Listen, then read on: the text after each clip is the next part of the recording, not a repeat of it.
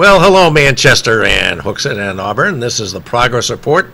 It's June 8th, and we are having, I think, a really interesting discussion with Mark Kaplan, who runs an outfit called Alpha Law.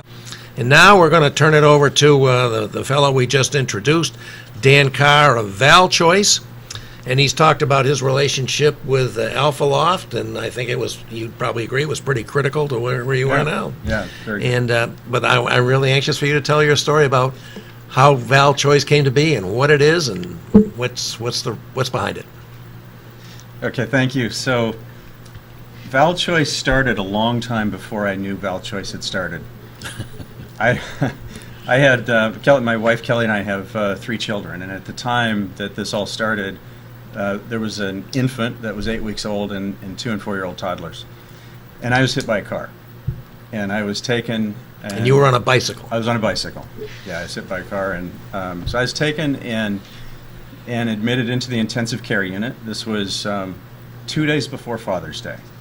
So coming up on an anniversary. We're coming up on an anniversary, yeah, and it was a very memorable Father's Day. I didn't see my children that Father's Day because my wife was scrambling to get babysitters to watch them in the waiting room of the hospital because they won't let children into an intensive care unit.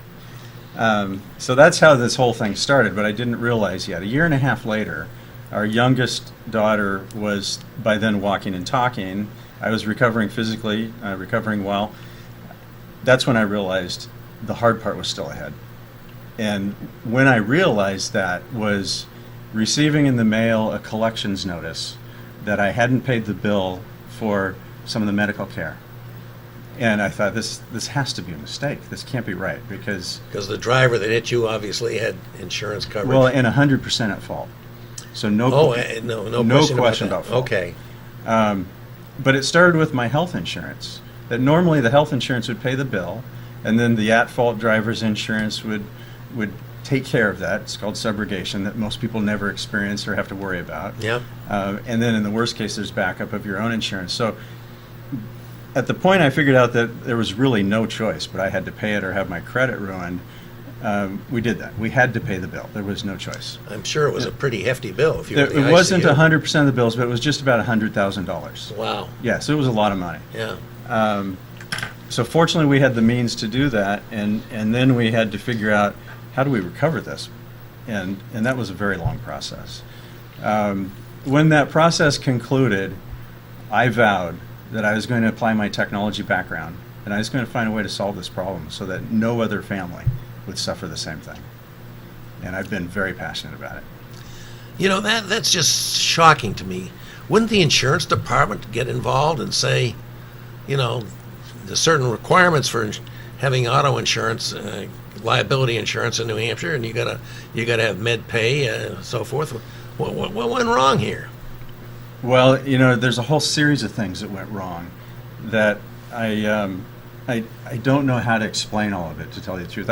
I did a kind of a documentary of what went wrong, and my first step was I wrote a book called Injured Money. Mm-hmm. And injured money because by the time the whole process was over, it wasn't just me that had been injured. The money felt like it was tainted too. And so this was part of saying I've got to find a way to solve this problem, and I didn't know where to start. So I thought, let me start with a book. And it's about halfway through the book I figured out, here's what I need to do. And was the act of the physical act of writing the book kind of focusing your mind? Is that what brought you to that conclusion? Absolutely. So a good first step. It was a great first step. Yeah, it was cathartic. It got me focused. It was the only thing I did while I was doing this was write that book.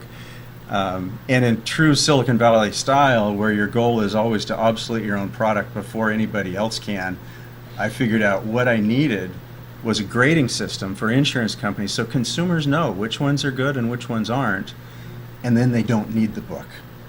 Because the book is after it already happened, right? And so that's what you want to avoid. Once it's happened, you're stuck. There's really, it's just all pain from there on out. Too late to change your insurance company Too then. late to change, yeah. Wow. So why don't you tell everyone what ValChoice does that solves that problem? Good point. So we collect millions of data points and we do analytics on those data points, and we break it down into very simple to understand metrics of how good is the price, are they pricing it fairly, how good is the protection, and protection means claims payment. So How good is the claims? yeah, how's their claims practice compared to others, and how is the service quality? And so those three things are fundamentally what people care about when they think about what's the quality of the insurance that I buy, what's the value of it, and we make it very easy for people to understand. And we compare. And nobody companies. Else was doing this? You can't go to your local insurance department and get this information? The only kind of analysis that gets done, there's one type of analysis that gets done, which is financial strength. And there's a number of companies that do financial strength analysis, and that's used Yeah. in a variety of ways. But it's not actually useful for consumers, because what consumers care about, or at least as much, probably more than can they pay, is will they pay. And those are completely different questions. Being able to pay does not imply that a company will pay. Can I back you up a little bit? You started by talking about collecting millions of data points. Yeah. And I think that obviously has to be the foundation of your analysis. Yes. Where does this information come from? And I'm not asking you for trade secrets or anything Right. like that, especially on a live TV show. But I couldn't collect 1 million data points. You're collecting millions of them. You're using some technology to do it. Where does this come from? Does this come from reporting to state insurance departments, and you're going out nationwide and data mining this? Is that what Yeah. I'm hearing from you? That's exactly right. So there's all kinds of information that gets reported through regulatory filings of different types. And there's some information that the insurance commissioners actually collect on their own. And so we go collect virtually all of that information and look at data that's coming from the companies themselves and being reported to the insurance commissioners, and information that's being compiled by the insurance commissioners. Is it all public data, or do you also have access to, I don't know, AM Bests or whoever gathers private data? So we have access to both public and private data. Yeah. Is anybody else collecting that data, or is that really your innovation? Is that Well, it's hard to know. I think this data probably gets collected widely, but used in different somewhere? ways. Yeah. Yeah. What's unique here? The data collection is unique because there's a fair amount of technology in its own right involved just in that. But then how you use that data, how you analyze that data, and the picture you paint with that data, and how easy you make it to understand what's very complicated data. That's kind of what's behind the company. Do you use algorithms solely, or do you also have managers who analyze these things and add some sort of a human aspect to the analysis, or is it purely technical algorithms? It starts with a lot of human analysis, and that's why it's taken so long. Figuring out how different data points correlate with each other and that type of thing, but it all gets turned into an algorithm. So in the end, there's nothing manual about it except finding ways to continue to improve it. And so how do you make money with this? I mean, you do all this work. People have to pay something to access your website, or how does it go? It's a good question. So I started on this as a personal mission, right? My belief is that people are mandated to buy insurance, either by law or by contract. Auto insurance by law, home insurance by contract usually, and it continues. It's a $1 trillion industry, effectively, where people have to spend that money. They have no choice. And I believe firmly that it's a major failing of government to require people to spend $1 trillion with absolutely no measure of quality on what they're getting, because it just breeds in inefficiency. Mm-hmm. And so the best way to solve that is we give a free report to everybody in America. And that's our starting point. Our goal is to give a free report to every single consumer out there. Today we only have auto insurance. So that's a starting point for our product or our service. And then the way we monetize it is we can provide more information. We can provide more information in terms of names of companies that may do a better job, or more details about a particular company, or how they've performed over time, what's their trend, all those types of things. And we also separately, we see this like the Carfax model. In fact, Forbes magazine referred to us as Carfax for insurance. In the Carfax case, the consumer finds out if they have, if they're buying a car that's good before they buy it. And in the case of ValChoice and insurance, they find out if their insurance is any good before they need it. So it's basically the same concept. But you think about how Carfax went to market.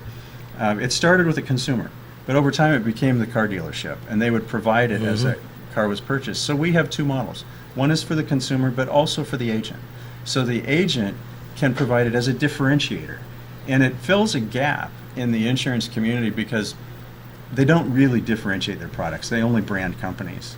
And being able to differentiate a product based on performance that's how Silicon Valley was built. Yeah. And we're bringing that capability to an industry that hasn't done that before, and it gives a tremendous opportunity for good companies. I was just going to say to bring it down to the viewers and what their situation is, anybody can go on ValChoice's website and download a free report that says how good, from bad to good, their company is. Their auto insurance. And their auto insurance is. And then, obviously, if you're in great shape and you happen to have got the great company, you might not do anything about it. But if your company isn't rated so well, then you may want to purchase a report that offers you up the names of other companies that actually perform much better in your location. And likewise, moving in the Carfax model, the insurance agent who you might want to walk into offers you Correct. something from Right. Concord Group or Hanover. He can give you this report saying, this is why I'm choosing these two options for you, because look where Yes. they are on the scale. And he's going to subscribe to that service. He's in it professionally. He's presumably got a budget that will allow him to subscribe to the service and provide that as an asset to his customers as well. That's the model. Now, my next question, and I've been kind of mulling this over as you spoke, can insurance companies offer you money to make them look better? No. Absolutely not. There's no way. Absolutely not. No, listen, we see it. It's a good question, There are though. people writing phony, consumer reports and everything, and, Right. and I had to ask the question. So this is purely, I should have known from the passion you bring to it that obviously that wouldn't be the case, but I had to ask the question. So this is purely a service to the consumer and a service to the agent, and the insurance companies have no impact other than being who they are. That's right. And we'll be able to prove, as companies start to adopt it, we'll be able to prove that they have no influence on it. Because one of the things that people don't know is these companies vary pretty significantly from state to state. And so, if they were really influencing us, you'd see somebody be great everywhere. And that's just not reality in the Oh, so you're saying that like a particular auto insurance company A might have a very high score from your company in New Hampshire, but in Vermont might not do so well. Maybe their claims aren't as good, the people working in their claims department. So it's that individualized. Oh, absolutely. I see. Yeah. The other thing is that there could be an opportunity for companies themselves, the insurance companies that have their own agents and things like that, assuming they rate well, they would actually want to use it as a tool. Sure, as well just as, like if you as get a well good as rating in the consumer independent reports or agents. something. Right, just Yeah. like a good rating in The consumer. good So- housekeeping seal of approval. Right? Exactly. So another analogy that occurs to me is the white pages. You want to look up somebody, most of the time you can at least get a phone number, but then if you want a full report, Right. and this is the kind of the same Yeah. thing you're doing with It is. the ValChoice. It is. Yep. Yeah. Now, in doing this, have you had any pushback from insurance company or independent insurance agents, or, who's with you and who's against you on this interesting idea? So think about it this way. We're bringing transparency to the insurance industry. Yes. Every industry resists transparency because it's an unknown. It's intimidating. But transparency always wins. It always wins. And the reason it always wins is, one, consumers demand it. Two, technology enables it. But three, the good companies embrace it because they win. They win. That's So right. it's- That's so a good it's point. unavoidable. Yeah. And how is this going for you? It's early. So we're really just getting going. I think it's going great. It's a new concept where people have to think about, well, why do I need to know about something other than price? Yeah. The whole industry's trained us to only think about price. Yeah. But that price is only a teaser. It's only good the first time you pay your bill. and then it Well, goes having up the just next had my one. wife involved in an auto accident, I know that there's more to it than price because Right. the service was abysmal. Abysmal. So we're in the process of educating people that you really need to care about not only price, but also how that claims payment is, how that service quality is. And I've been encouraged at how quickly people are starting to understand that. How do you get the word out? So far, it's been just through public relations activity, which we've Uh-huh. done. We've done a limited amount of so far, but you'll see it start to ramp up. Can you see a day when you'd be, say, doing TV advertising like Carfax does?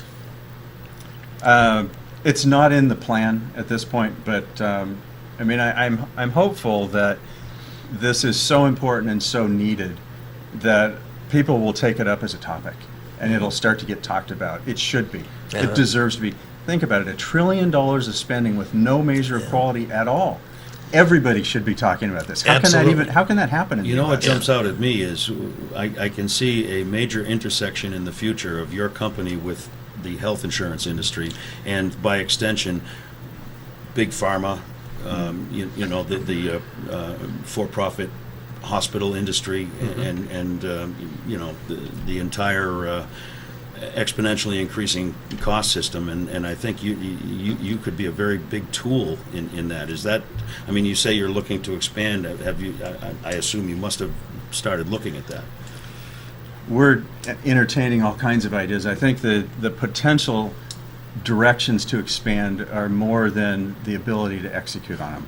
Right? So we're going to have to pick selectively and do it brilliantly. But transparency and big data is changing the world that we live in, and it needs to be applied to the insurance industry and the health industry and, you know, a lot of industries. So I'm sorry. Go ahead. I was going to say one of the things that we talk about with our entrepreneurs at Alpha Loft is the notion of it's appropriate to have a big vision and have a goal and really set your sights high and aim somewhere. Mm-hmm. It's also really important that you focus very hard on what you've got in front of you and execute on the path in the short term. As you said, execute brilliantly. Yeah. We Have a caller. Hello, caller. You're with us on the progress report. You're welcome. With a question or comment, please. Yeah, I had a question. Just as an average consumer, Mm-hmm. I just go with whatever the agency, you know, sells me, and I'm not really sure on how to interpolate all the whatever. Now, my question is, does your service guard against my experiences that once I put in a claim after 20 years of paying a premium, that their adjusters have a tendency to beat me in the ground? Do you guard against that? Thanks. Thanks for the call. Okay. Yeah, thank you. So the way we look at things at a high level based on the data, which is a lot of it's financial data. So if this is the way the company operates, then absolutely. We can identify that and let you know that. If there's one adjuster that happens to be in your neighborhood when you have that accident, but it's not the way the company typically operates, we don't have any way to detect that. So we just can't bring it down to that level. But I think that's less important. What people really need to know about is if they're with a company that fundamentally just isn't treating their customers right, they need to know. And when there's that one case, if the company's treating customers right, hopefully it can be resolved. Yeah. Well, we have this sort of model in other areas, too. Now that we've deregulated the energy industry and you can buy your electric power from somebody else, you know, people have come up with things, I think, roughly analogous to what you're doing to help you pick out who's really offering the good value for your alternative supplier. I mean, do they have the millions of data points, though? That, I think, Well, it's yes. the depth I mean, of the analysis. it's the depth of the that makes this analysis, you know. different. But it would be interesting for this caller, for example, to go on the ValChoice website for free and enter a very limited amount of information and see how their company rates. So, Yeah. and in a case where, as Dan said, you know, if the company rates really well, but the experience is not there when the claim comes and that type of thing, then that might be the anomaly.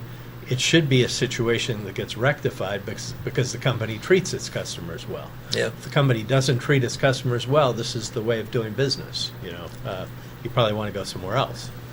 Dan, are you all in on this now? Is this what you're doing for work? Oh yeah, This this is is more has than been a all I've full-time done job? Oh yeah, Yeah. yeah. This is all I've done for years. And is it just you, or are there other people involved? There are other people involved, but they're not as committed as I am. Yeah, we have a variety of contractors that we use. We don't have any full-time employees. We have a wide variety of contractors and a growing number of people that are kind of around the business that really love the idea and are helping out in various ways. Yeah, But the one that's totally committed is me. yeah. Well, we're at a point, Bob, we could take our second break. Let's take our regroup, second and break Figure and out what we'll- we're going to talk about for the rest of the show. Oh, I got some ideas. Do ya? Oh, of course, Oh, of course. I'm We should always. have known. Be back in And just a second. by the way, folks, please call in if you want to discuss this topic with these, I think, very interesting topics with these guests. We'll be right back.